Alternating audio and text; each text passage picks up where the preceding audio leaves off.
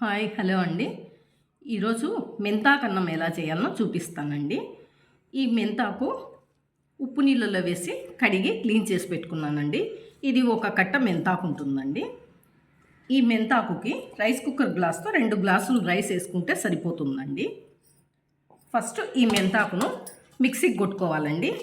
ఈ మెంతాకులోకి కొద్దిగా తెల్లవాయిలు వేసుకొని మిక్సీకి కొట్టుకోవాలండి. మనము మిక్సీకి వేసుకొని వస్తాము. ఇలా మిక్సీకి వేసుకున్న తర్వాత మెంతాకులోకి కొద్దిగా తెల్లవాయలు వేసుకొని కొద్దిగా నీళ్లు పోసుకొని మిక్సీకి వేసుకొని వస్తానండి.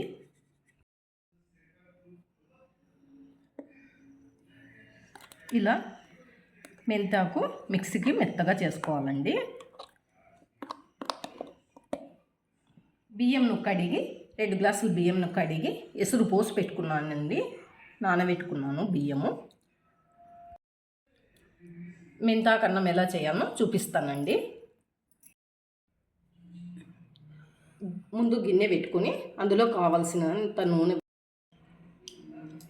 1 స్పూను నెయ్యి వేసుకోవాలండి.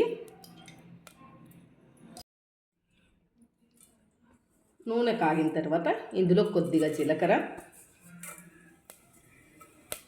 2 కోసుగా తరిగి పెట్టుకున్న పచ్చిమిర్చి,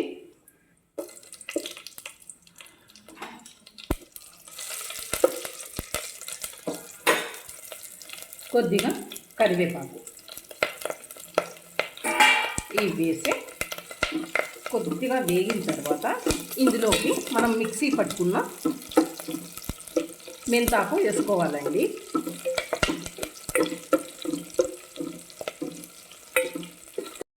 మెంతాకును వేస్తున్నానండి.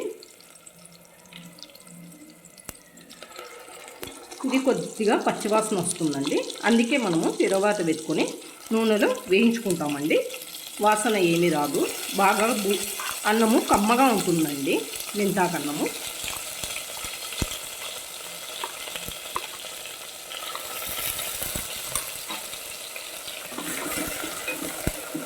ఇలా కలియబెట్టుకొని మెంతాకును మగ్గించుకోవాలండి.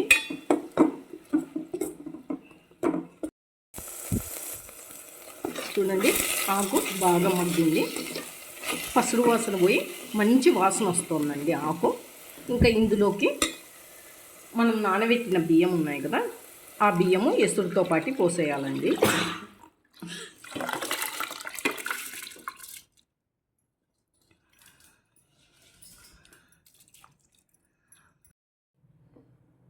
సరిపడా ఉప్పు వేస్తున్నానండి.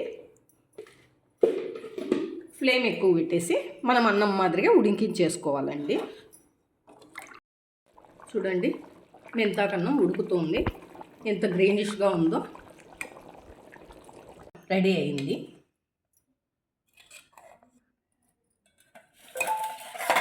ఇందులోకి టమాటా పుల్లగూర రెడీ చేశానండి. మెంతాకన్నము వీటికి కాంబినేషన్గా టమాటా పుల్లగూర చేసుకున్నానండి.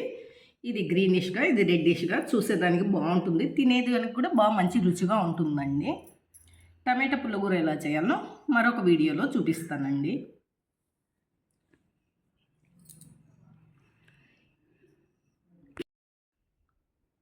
Please like, share and subscribe my channel.